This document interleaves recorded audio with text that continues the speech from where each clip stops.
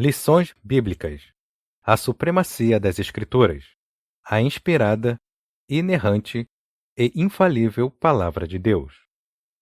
Lição 12. As epístolas instruem e formam os cristãos. Texto áureo. A graça, a misericórdia, a paz, da parte de Deus Pai e da do Senhor Jesus Cristo, o Filho do Pai, sejam convosco na verdade e amor. 2 João, capítulo 1, versículo 3. Verdade prática. As epístolas apresentam instruções vitais para a compreensão da doutrina cristã, bem como para a formação dos cristãos. Leitura bíblica em classe.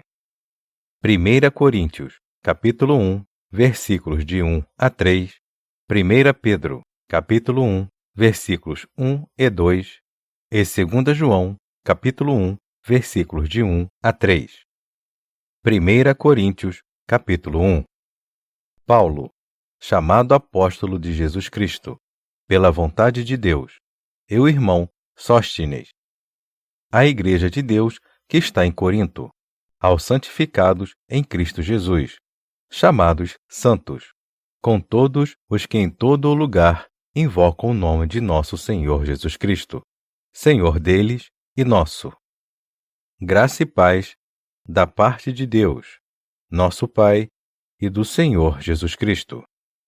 1 Pedro, capítulo 1.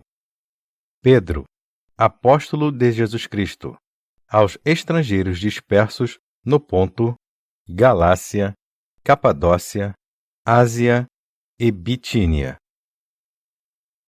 eleitos segundo a presciência de Deus Pai, em santificação do Espírito, para a obediência e aspersão do sangue de Jesus Cristo. Graça e paz vos sejam multiplicadas. 2 João, capítulo 1.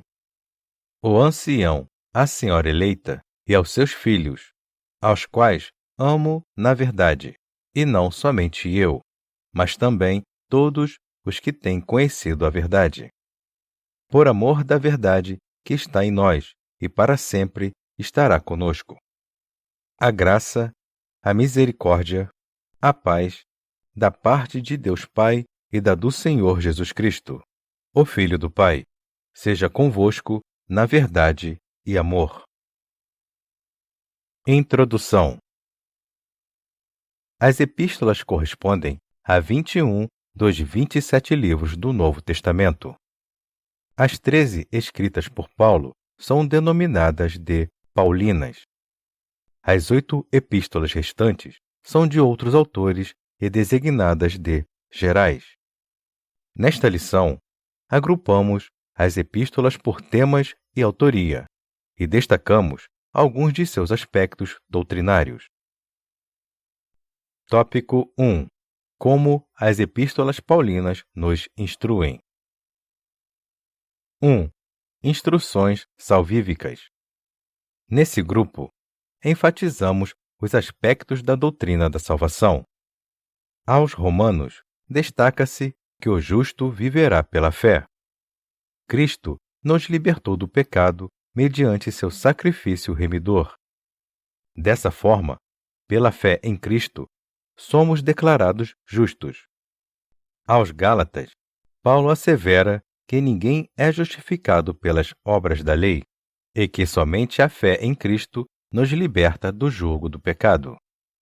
Em 1 Coríntios, ressalta-se a mensagem do Cristo crucificado, que morreu pelos nossos pecados e ressuscitou ao terceiro dia. Em 2 Coríntios, frisa-se o ministério da reconciliação, em que Cristo levou os nossos pecados e nos reconciliou com Deus. 2. Instruções a respeito de Cristo. Nesse enfoque, o destaque são os aspectos da doutrina de Cristo. Aos Efésios, o tema é Cristo como cabeça e a Igreja, o seu corpo.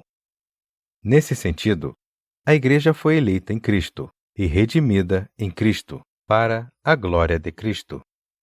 Aos Filipenses, a mensagem enfatiza que O viver é Cristo. Ele é o segredo da verdadeira alegria e o modelo de vida para o salvo. Aos Colossenses, Paulo sublinha que a vossa vida está escondida com Cristo. A Igreja está unida em Cristo, morta e ressuscitada com Cristo. Em suma, Cristo é a suficiência para todo o cristão. 3. Instruções sobre as últimas coisas. Esses ensinos enfatizam os aspectos da vinda de Jesus. Em 1 Tessalonicenses, Paulo ensina que no retorno de Cristo, nós, os que ficarmos vivos, seremos arrebatados, sendo necessário, para esperar o Senhor, conservar irrepreensível o espírito, a alma e o corpo. Em 2 Tessalonicenses, o apóstolo esclarece que, após o arrebatamento da igreja, o dia do Senhor se iniciará com a manifestação do Anticristo. Enquanto o salvo aguarda a volta de Cristo, deve orar para que o Evangelho tenha livre curso e vigiar para não viver desordenadamente. As duas epístolas alertam a respeito da necessidade de preparar-se para a vinda do Senhor. 4. Instruções pastorais e pessoais. As epístolas particulares abrangem instruções de natureza prática. Dentre outros temas, em 1 Timóteo, Paulo orienta o combate às heresias por meio da sã doutrina. Em vista disso, o líder deve ser apto para ensinar. Em 2 Timóteo, ratifica-se que o obreiro deve manejar bem a palavra da verdade, a fim de produzir arrependimento nos que resistem. Em Tito, o pastor deve contrapor os falsos ensinos, e, para tanto, é exortado a falar o que convém à sã doutrina. Em Filemão, a mensagem enfatiza o perdão. O transgressor arrependido deve ser recebido, mais do que servo, como irmão amado. Sinopse 1. As epístolas paulinas nos instruem a respeito de Cristo, sobre as últimas coisas e trazem instruções pastorais e pessoais. Tópico 2. Como as epístolas gerais nos formam. 1. As epístolas de Pedro. 1 Pedro aborda o sofrimento cristão. Ela ensina que as provações fortalecem a fé, que é preciso santificar-se, suportar os agravos e alegrar-se nas aflições. Assegura que o próprio Deus é quem aperfeiçoa, confirma, fortifica e estabelece o crente fiel. Em 2 Pedro, a mensagem faz alerta aos ensinos dos falsos mestres, tais como negar a divindade e a segunda vinda de Cristo. Pedro contesta tais heresias, ratifica que Jesus é o Filho de Deus e anima a Igreja a manter-se imaculada até a volta do Senhor. 2. As epístolas de João. 1 João adverte sobre o falso ensino, que negava a encarnação de Jesus e as demais heresias gnósticas. Explica que o salvo deve viver em comunhão com os irmãos, afastar-se da prática do pecado, amar uns aos outros e vencer o mundo por meio da fé. Em 2 João, as heresias do docetismo e gnosticismo são novamente refutadas. A Igreja é exortada a perseverar na doutrina de Cristo e a usar de sabedoria ao receber pessoas em casa. Em 3 João, destaca-se a fidelidade de Gaio e Demétrio e a reprovação do mau testemunho de Diótrefes. Por fim, João adverte ao cristão: não sigas o mal, mas o bem. 3. As outras gerais. Aos Hebreus, a ênfase repousa na supremacia de Cristo. Ele é o sumo sacerdote que, por seu próprio sangue, executou uma eterna redenção. Desse modo, o crente é estimulado a olhar para Cristo, o autor e consumador da fé. Em Tiago, o autor esclarece que a fé sem obras é morta. Acentua que a fé deve ser mostrada em ações. Por isso, o texto adverte o cristão a ser praticante da palavra, e não somente ouvinte. Em Judas, o salvo é exortado a batalhar pela fé. Isso por causa dos hereges infiltrados na igreja. Assim, o crente é instruído a orar e a perseverar à esperança da vida eterna.